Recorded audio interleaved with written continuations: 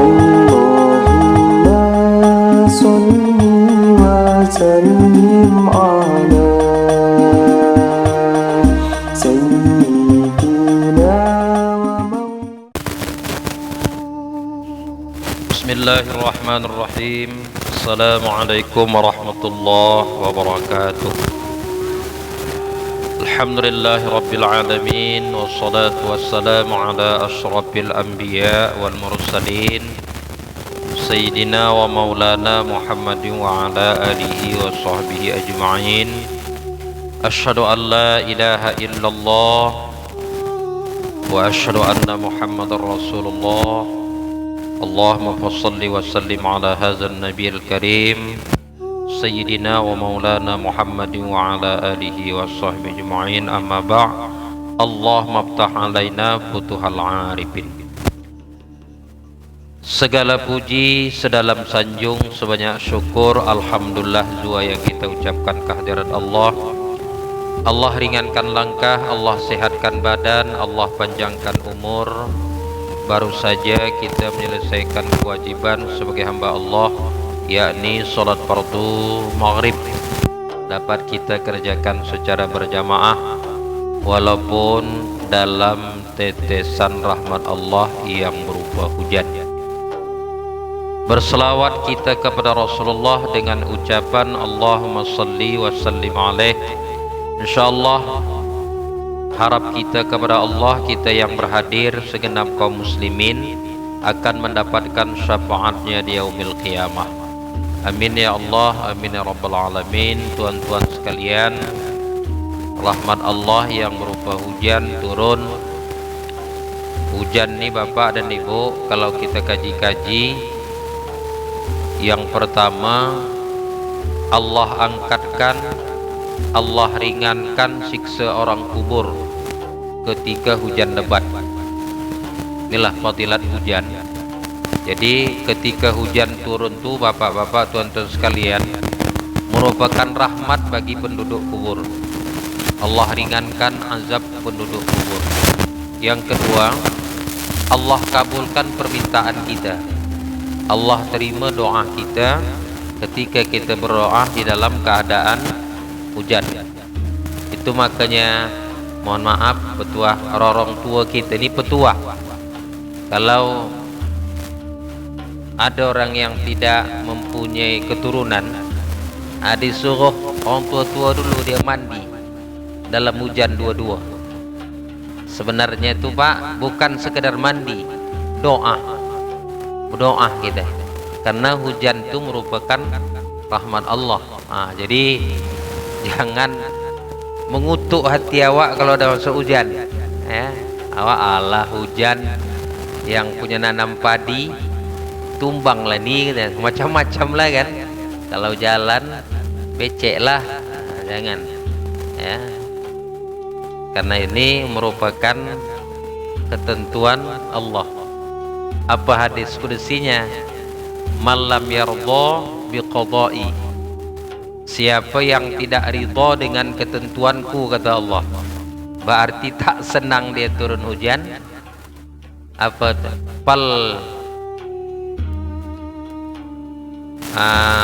silakan engkau cari Tuhan selain aku. Sampai begitulah kata Allah, kalau tidak ridha dengan ketentuan. Nah Bapak Ibu hadirin sekalian, kita lanjutkan kaji kita 2 minggu yang lalu. Kalau saya tak silap masih yang membatalkan sholat. Kan itu kaji yang lalu kan, membatalkan sholat. Salah satu membatalkan sholat itu Bapak dan Ibu ada 10. Merubah niat termasuk membatalkan sholat. Contoh merubah niat, kita tahu umumnya kaum ibu menjemur pakaian, bukan pakaian saja dijemurnya, tilam bantal pun dikeluarkannya. Karenanya terik matahari, dipergunakannya lah terik matahari itu. Tiba-tiba mendung macam tadi, mendung, dia pun sholat, gargur kata guru, kata petir. Saat dia sedang sholat tuh datang niat dia, Aima turun dah hujan nih. Dia pasang niat, ini kalau turun hujan nih, kalau turun hujan, ku batalkan sembahyangku nih. Aku ambillah jemuran tadi, ku kautlah jemuran tu, tilam, bantal segala macam. Dek, karena kan dia telah berubah niat, maka pada ketika itu batallah solatnya, walaupun hujan tidak jadi turun. Paham kira bapak kan? Apa sebab? Karena dia merubah niat. Merubah niat merupakan membatalkan solat. Itu paham yang pertama. Paham yang kedua, merubah niat. Pagi itu berangkatlah dia ke Pajak Pagi Labuan. Belinya lah ikan gembung kuring yang tegap-tegap, yang besar-besar, hajatnya tidak dipanggangnya. Dipanggangnya, disiapkannya lah apa namanya, sambal kecap, buatnya lah sayur asam, gulai masam. Waktu zuhur masuk, dia pun solat laku dulu, sembahyang laku dulu. Kalau sudah nanti siap solat, sedap nyentap makan nih. Nah, kita kan begitu kan. Sementara dalam hukum fikih makruh solat kalau sudah makanan terhidang. Awak tidak. Naikkanlah panggang ikan tadi dengan gulai masam tadi di atas meja makan. Tidak pula bertutup. Tidak bertutup, kita pun solat zuhur. Ketika baru solat 2 rakaat, datang kucing. Lompat dia di tempat apa kita nih, apa namanya, meja makan tuh. Berubah niat. Apa niat? Apalah ku baca dalam sembahyang nih, kira-kira ayat yang ku baca nih bisalah kucing nih berangkat. Oh, ku bacalah Al-Qari'ah, Siratal ladzina an'amta 'alaihim ghairil maghdubi 'alaihim waladdallin, amin. Dia baca saninya, dia baca surahnya, surah Al-Qari'ah. Selama-lama nih tak pernah dia baca Qari'ah kalau tidak qul Allah inna dibaca. Hari itu dia baca Al-Qari'ah. Al-Qari'ah mal qari'ah yauma yakunun wa ma adraka mal qari'ah yauma yakunun nasu kal farasil mabsus wa takunul jibalu kal ihnil mampush.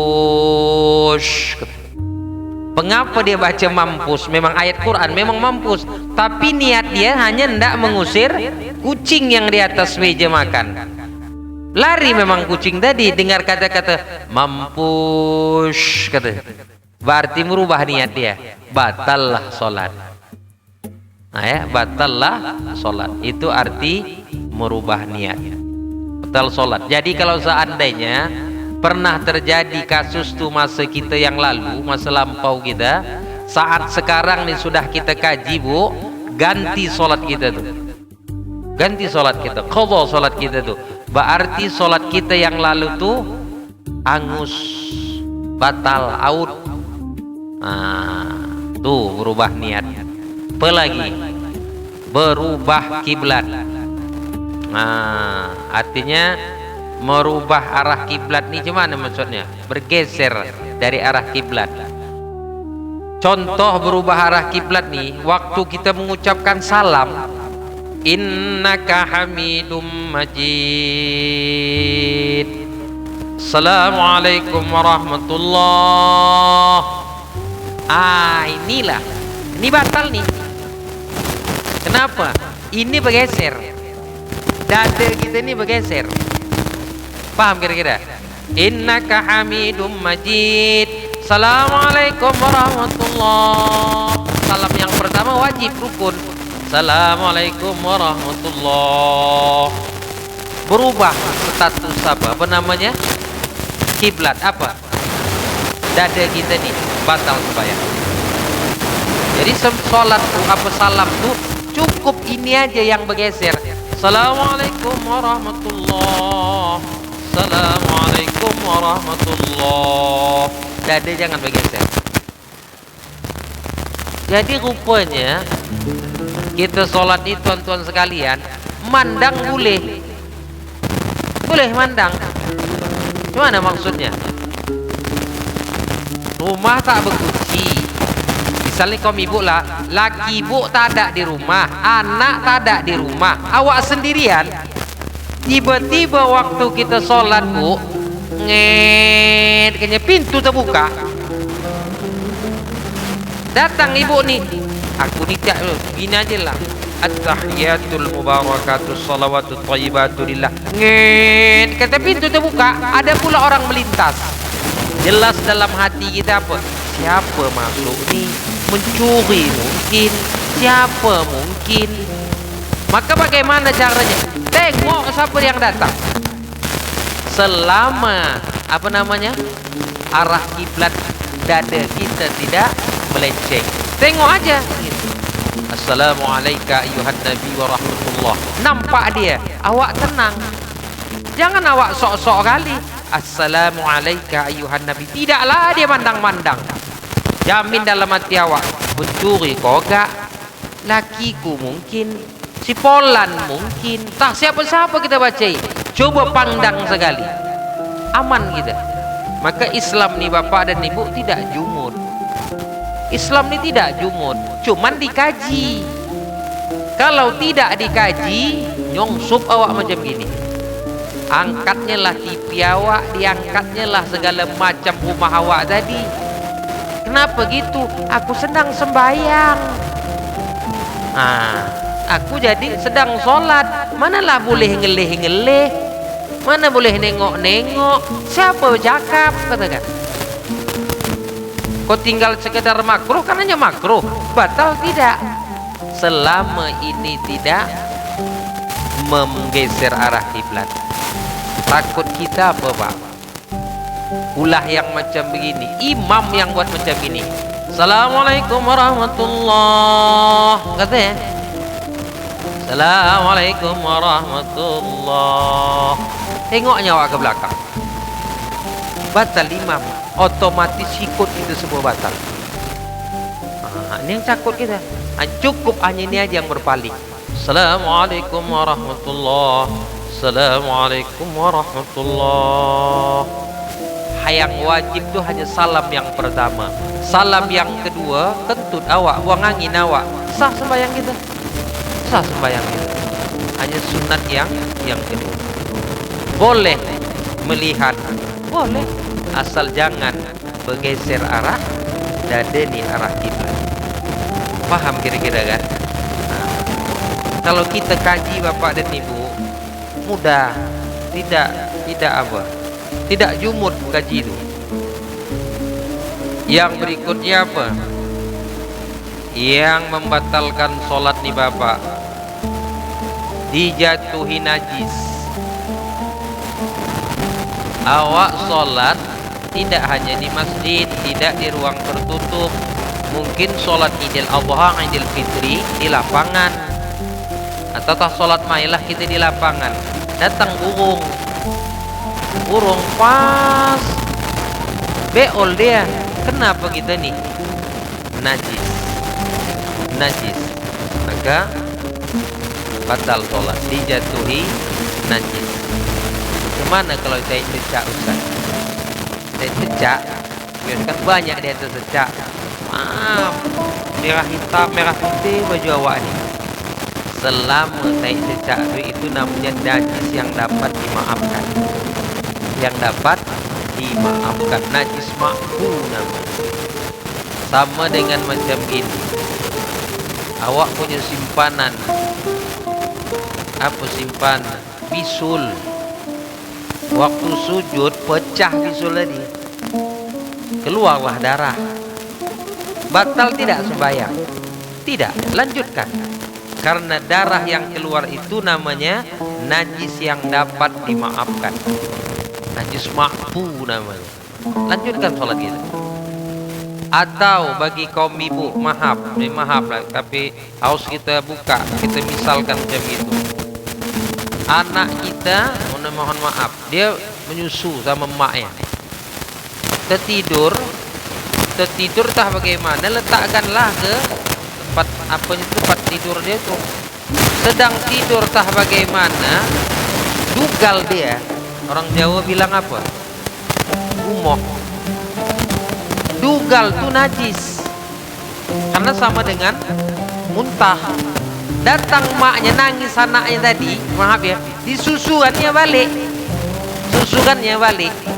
Amin bahasa saya. Kan kena disebutkan apa maknya itu kan, dugalnya tadi, kena mulutnya tadi. Udah siap begitu, kena dia diam dia, ibu letakkan lagi balik. Apa tadi, apa namanya? Anak bayi tadi. Dah, dia punya, dia pun bekerja. Ajan, Allahu Akbar, Allahu Akbar. Mumpung anak lagi tidur, sholatlah aku. Kata maknya ini tadi.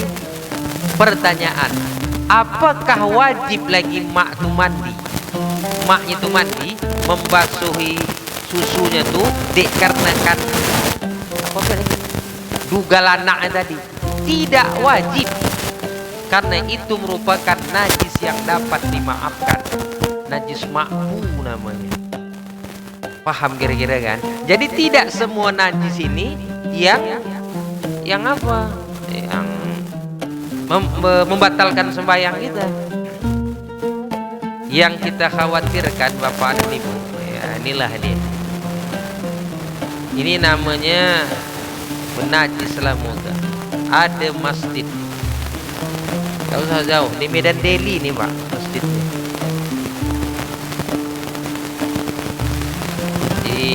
Saya sempitkan lagi bahasanya, di Simpang Domi ada masjid situ.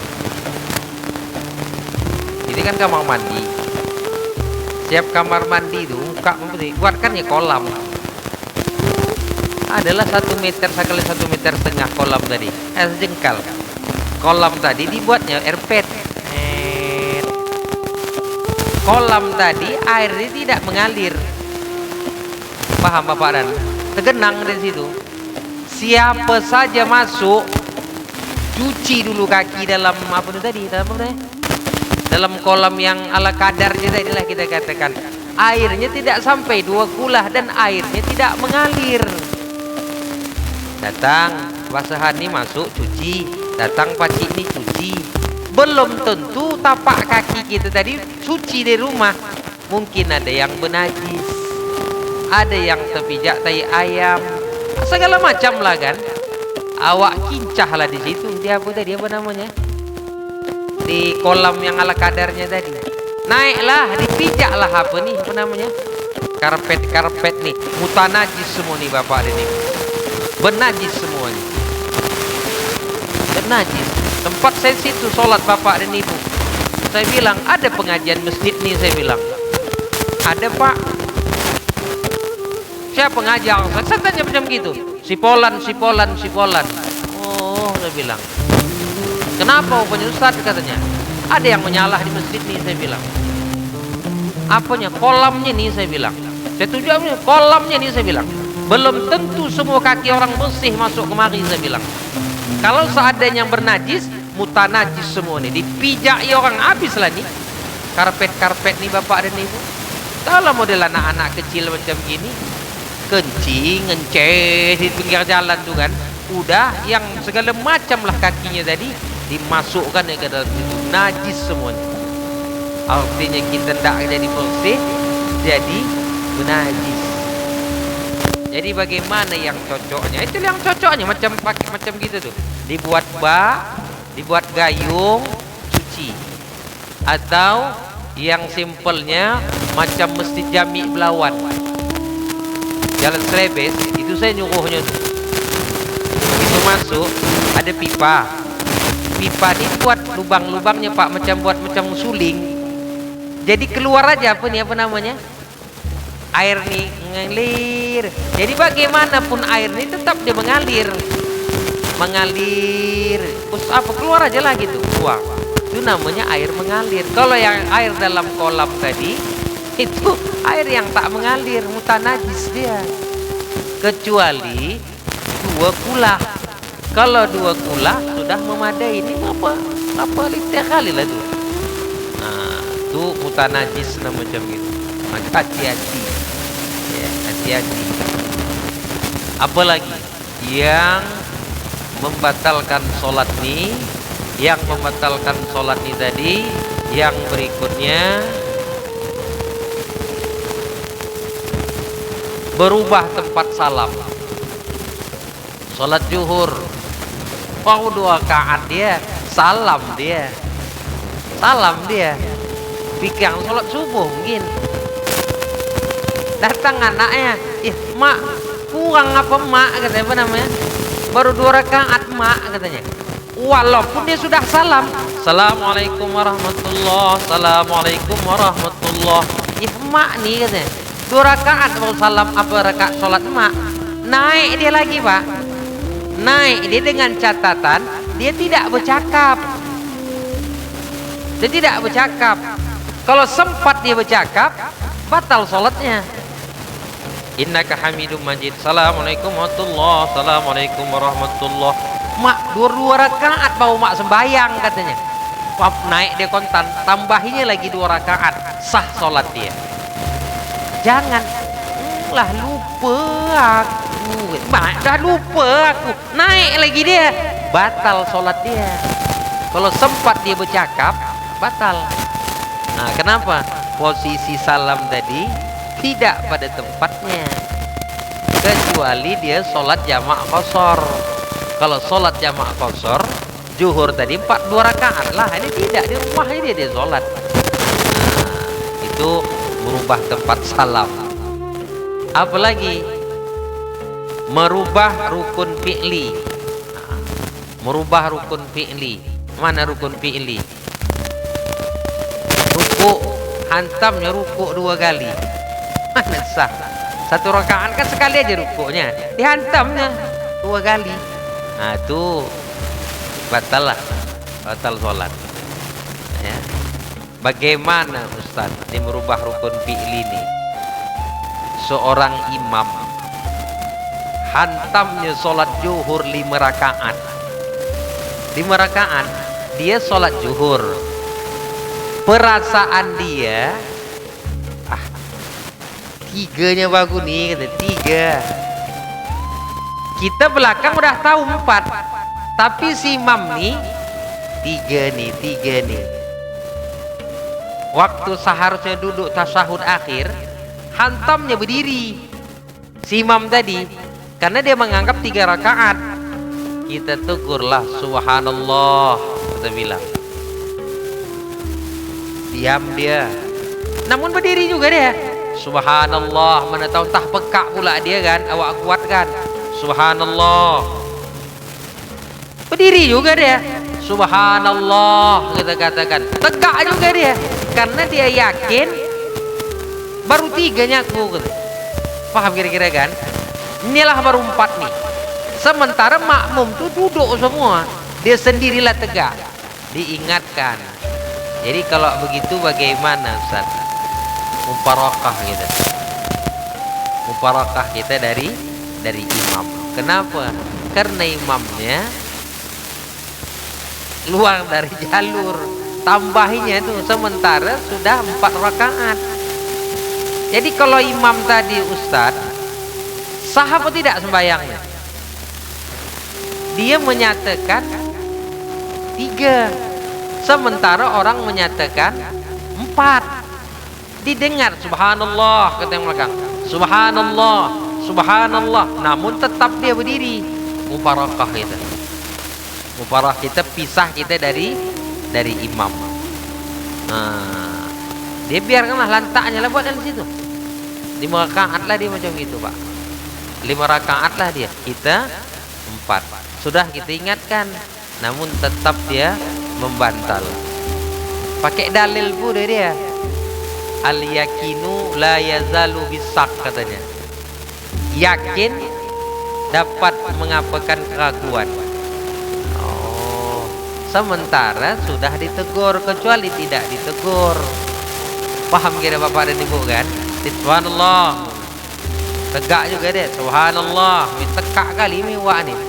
Subhanallah, tetap juga jam gitu. Udah pisah kita dari imam. Nah, kenapa? Karena si imam tidak afham. Apa tidak afham? Tidak memahami rukun sembahyang. Kalau sudah ditegur, udah loh sekalian. Nah, apalagi yang membatalkan sholat ini adalah terbuka aurat. Mana contoh? Ibu-ibu sembayang, belakangnya di kipas angin, kencang kali kipas angin tadi, terbuka apa gitu, apa namanya, telekung ibu tuh sampai jumpa betis. Nah, itu makanya ya bapak-bapak tuh sekalian, paham-paham kaji-kaji tua tuh, walaupun kita berkain pakai apalah kita, pakai anak apa gini lagi tadi, kenapa? Betis kita Pak. Jadi ya Tuan Usman dulu kan walaupun dia apa namanya kayak lah anak celana tu lah Pak, celana betis. Nah, apalagi kau ibu kayak begitu Bu ya. Nah, buka aurat. Yang terbuka auratnya apa seinggali nih? Maaf lah bahasa saya ini. Pakainya baju adiknya. Pakainya baju adiknya Pak. Dia abang pakainya baju adiknya. Jadi waktu dia sujud gini nampak CD-nya Pak. Ya kan baju adiknya pakainya kan, kecil kali maksudnya. Nampak terbuka tuh Pak, terbuka tuh. Gini kan ya pun sudah terbuka dia, terbuka aurat macam itu. Yang sedapnya di belakang imam pula dia sembahyang. Ah, itulah kacau betul nih Pak.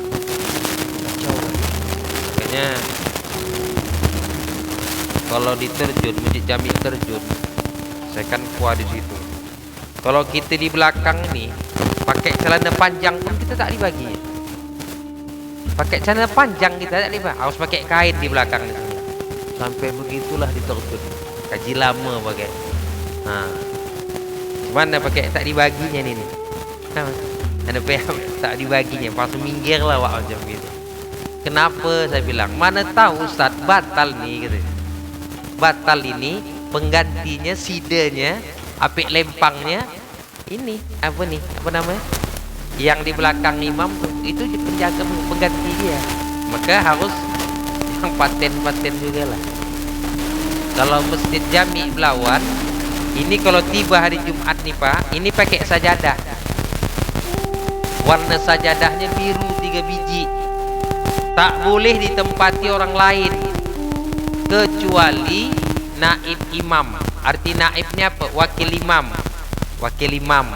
Yang kedua Bilal inilah Bilal apa nih? Jumat nih. Yang ketiga tempat khatib. Tempat khatib. Ya. Nah, tempat khatib ini 3 biji inilah dia. Tak boleh ditempati orang lain. Itulah dia. Jadi jangan sembarangan ada biru 3 biji itu. Nah, itu tempat spesial di situ. Tak boleh ditempati. Karena nanti bermasalah dia ya kalau ditempati. Nah, dia awak pun bukan apa, ada orang sembarangan Pak duduk di situ dia. Nampak apanya sininya. Mana yang macam gitu ya kan? Bajunya pendek kali, itu maksud saya, bajunya pendek. Ada berapa permasalahan sebenarnya nih Pak? Berapa permasalahan? Pakai celana ini maaf ya, celana jin. Dia pun tak bisa, apa namanya? Dilipat tak bisa. Dia kadang buang foto hajat, buang air kecil. Tidak pula dia jongkok, berdiri dia Pak. Ini permasalahan nih, permasalahan Bapak sekalian. Nah, makanya pihak BKM kalau macam gini, kalau ada tamu-tamu macam gitu, coba siapkan saya kain sarung. Mana tahu tak ada orang yang terdesak macam gitu, ada kain sarung, pakaian sarung dia, kena najis apa celananya tuh, selemak nanti kena dia pun apa namanya di apa banyak permasalahan masjid nih Pak kalau kita BKM tak jeli gitu. Apalagi masalahnya nih Pak, memutus sop Mana mutus sop? Seorang ayah, seorang atuk bawanya cucunya, bawa cucu sembahyang hari Jumat. Cucu tadi belum pula khitan, taruh kan ya di pinggir apa namanya, pinggir dinding. Ngapa kau buat pinggir dinding? Kalau taruh belakang ribut dia. Paham maksudnya kan? Itu cucunya tuh Pak memutus sop tuh. Tapi di apa namanya, di pinggir. Akibat dia tadi di pinggir, orang terhalang masuk satu orang lagi. Paham kira-kira?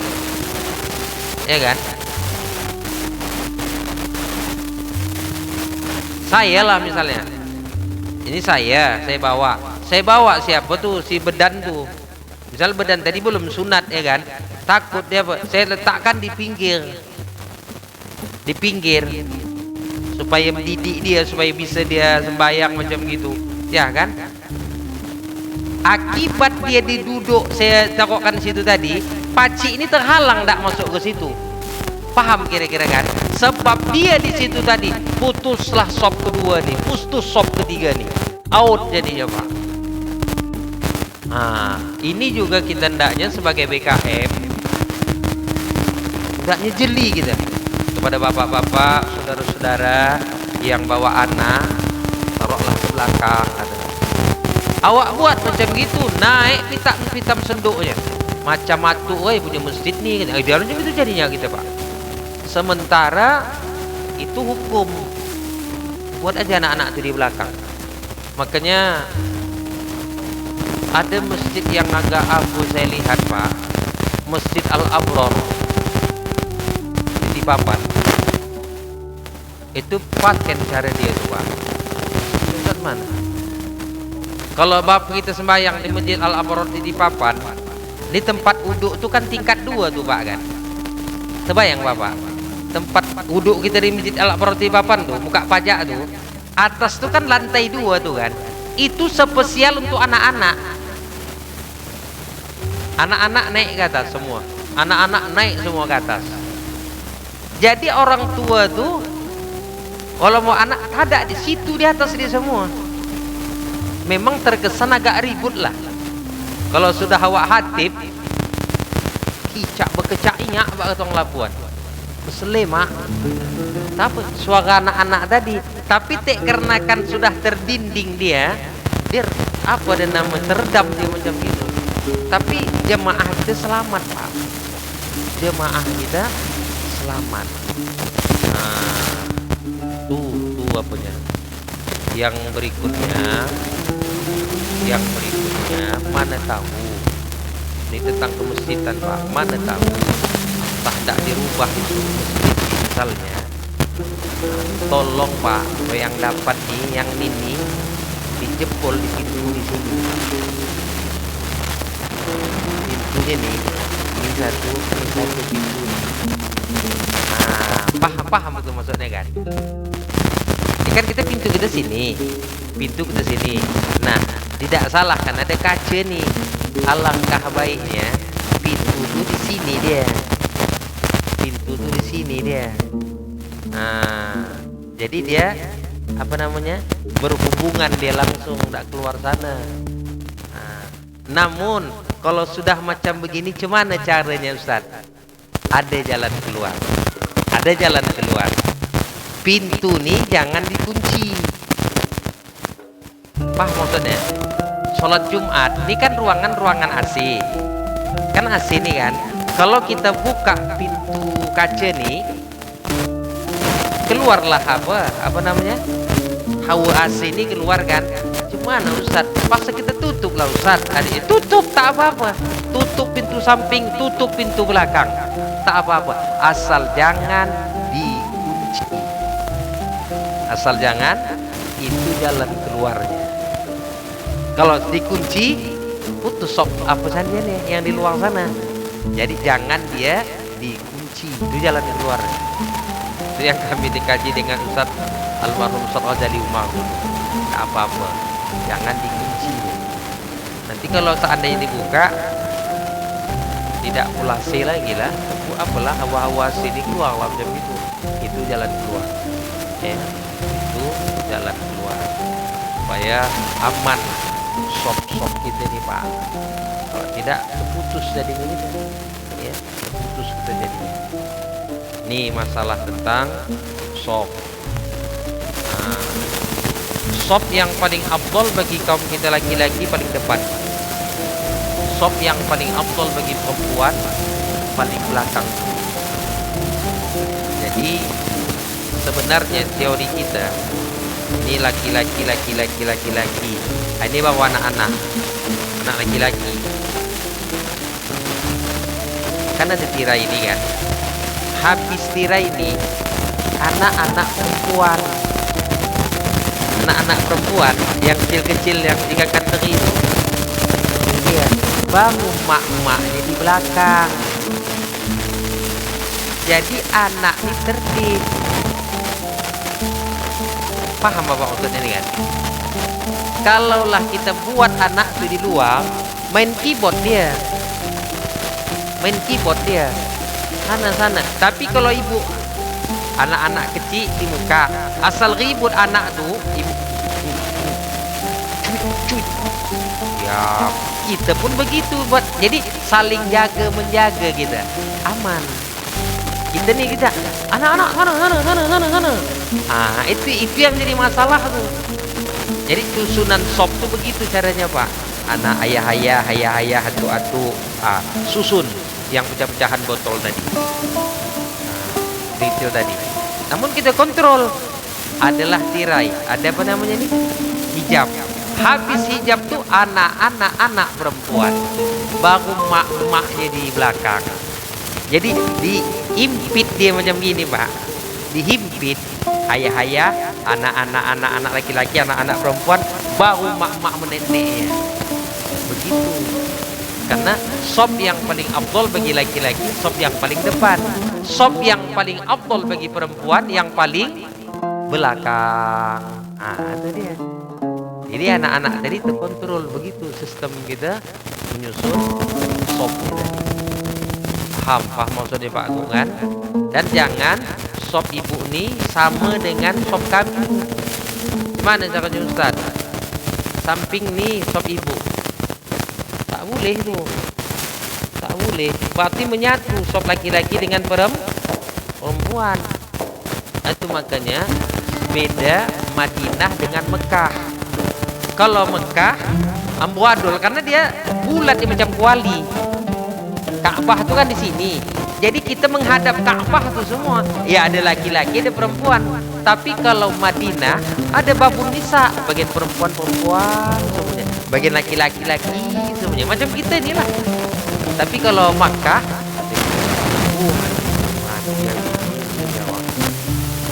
apa si perempuan dua, iya mati. Mana gitu? Memang begitulah sistem Mekah. Jadi Mekah itu kenapa? Karena Ka'bah itu di tengah-tengah. Kita ngadap mari, ngadap semua ngadap sini. Oke, Bapak sekalian, ini masalah tentang ya membatalkan sholat tadi dan ada beberapa cabang ya cabang yang kita buka dalam kitab Kifayatus Sujaa karangan Imam An-Nawawi Al-Bantani. Jadi inilah Bapak tonton sekalian masalah tentang membatalkan sholat. Ada satu lagi, murtad, keluar dari agama Islam, murtad. Wallahu a'lam. Assalamualaikum warahmatullahi wabarakatuh. Alhamdulillah rabbil alamin, wassalatu wassalamu ala asyrafil anbiya wal mursalin wa ala alihi washabbihi ajma'in. Allahumma iftah lana futuhal arifin. Allahumma a'dina bil ilmi wa zaina bil hilmi wa akrimna bit taqwa wa jammilna bil afiyah. Rabbana atina fid dunya hasanah wa fil akhirati hasanah wa qina azaban nar. Walhamdulillahi rabbil alamin. Taqabbalallahu minkum.